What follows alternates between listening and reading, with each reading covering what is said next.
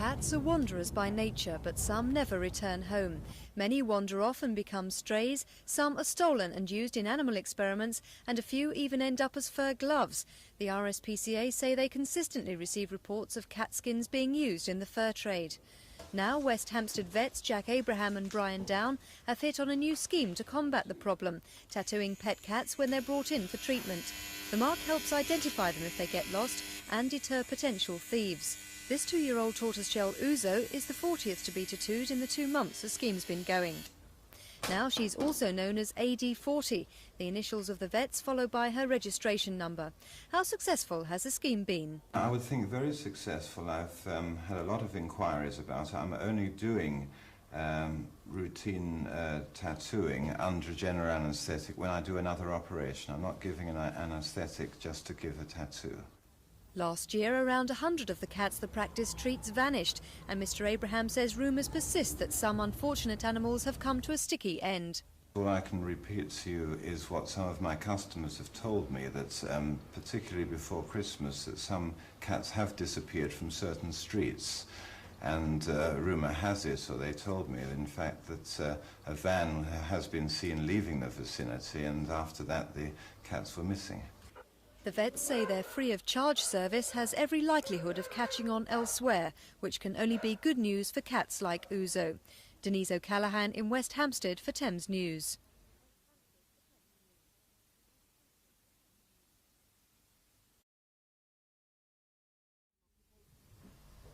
Caring for cats has become a full-time occupation in this household. They arrive in droves. Injured, sick, ill-treated or plain abandoned, it doesn't matter. They'll be given house room and all the nursing they could need. But now Dawn Travers needs nursing herself. She suffers from chronic internal abscesses. She's had one operation and is due for another this week. But she's refusing to go unless she can find temporary homes for her brood of 60-odd cats for the month she'd be in hospital. I won't leave them.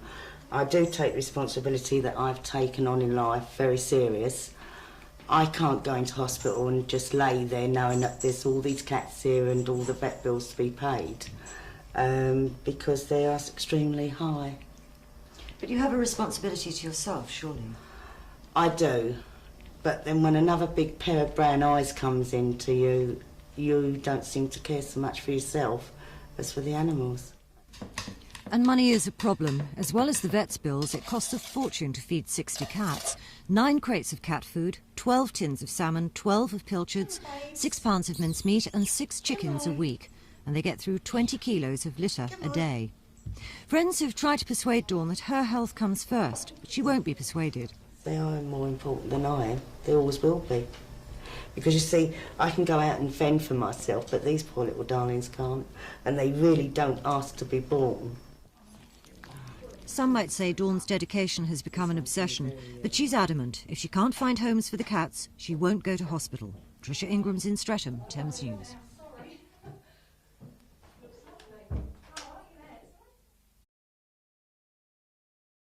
They may look innocently appealing, but to many they're pests, because they and hundreds more in Southend are wild cats. This colony behind a parade of shops numbered 13.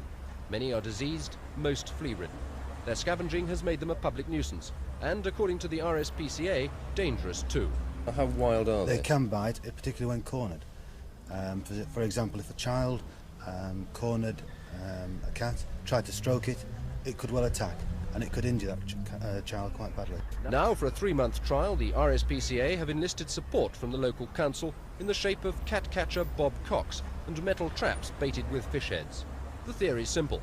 Moggy walks in, grabs succulent fish head and springs release mechanism, thus closing door behind him. But although this youngster may have smelt fish, he also smelt a rat.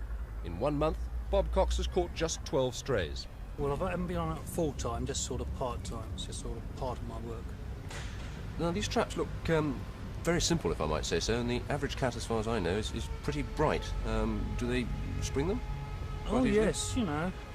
The first one's very easy, but some of the others do get cautious, you know. They come out quite easily, do they? They do, yes. Have you ever been bitten? Not yet, no. Once they are caught, the cats are handed over to the RSPCA. Sadly, many are so diseased they have to be put down. And yet, in spite of their condition, many people insist on leaving food for them, thus allowing them to breed and dulling their appetites for anything Mr. Cox might offer.